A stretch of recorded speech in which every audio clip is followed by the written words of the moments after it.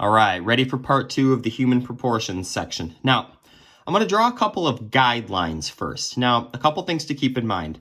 If I go to the 4th head, so hopefully you've numbered yours 1 through 7, I'm just going to draw very lightly, kind of like a dashed line going across to where my character's body is. That line is going to represent where my hips are. Your hips to the bottom of your feet are approximately the same height as your hips to the top of your head. Approximately, remember, it's not an exact science, but it's pretty darn close sometimes. So at 4.5, so in the middle of the 4th head, that's going to be where your hips are. And if you want, you can kind of draw a kind of a line that doesn't go too much further out past your head. And I'm going to actually draw the same line now a little bit underneath the chin to represent the shoulders, like that. So for this step, we're going to be using lines and circles to figure out where all the different parts of the body are going to go. The knees, elbows, legs, hands, feet, all the good things. So to get started with that, let's draw our action line. Now you're going to hear more of this later, but the action line is your spine. It's the direction you're angled, you're facing. If you're running, it's going to be angled differently, but this character is just standing.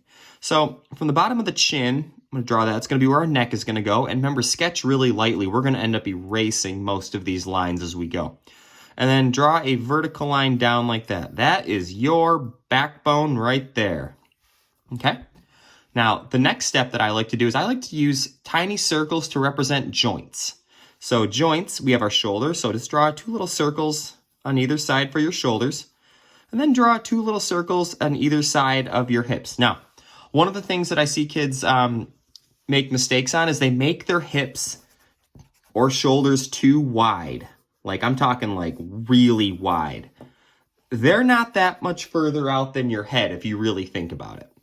So if yours doesn't look right, maybe you drew your hips or your shoulder lines too far out. You want to keep them just a little bit. Look at that gap between the head and the shoulder, just a little gap like that. All right.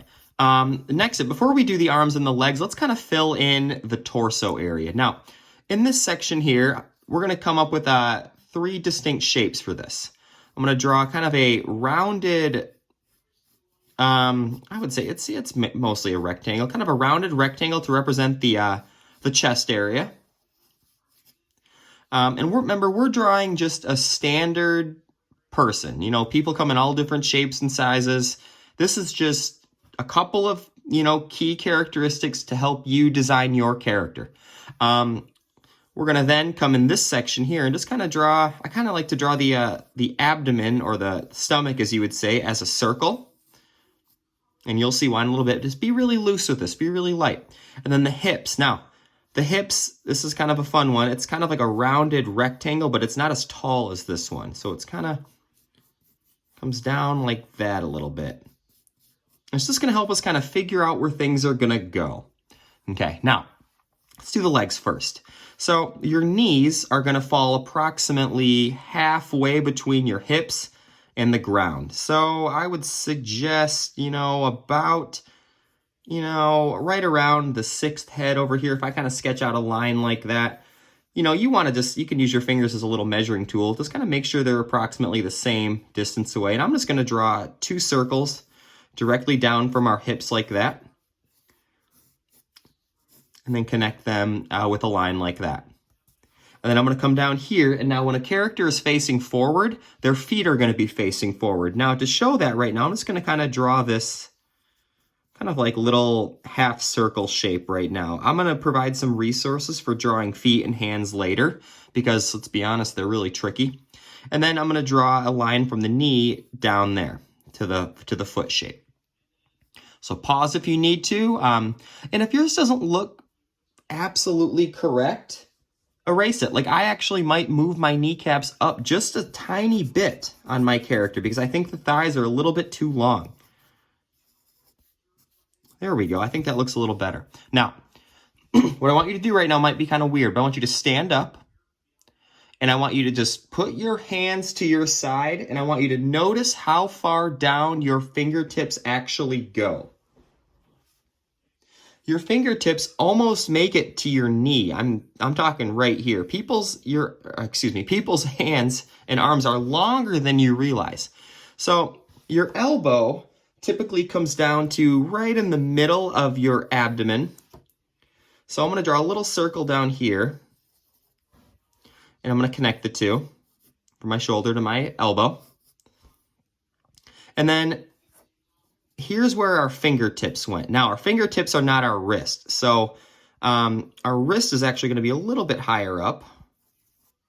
And this is where you just need to kind of be observant about this. You want your elbow to shoulder to be the same distance as your elbow to your wrist. And then I could just kind of draw two, just for right now, just kind of triangle shapes for hands, just like that. So there's the, proper proportions of a human figure.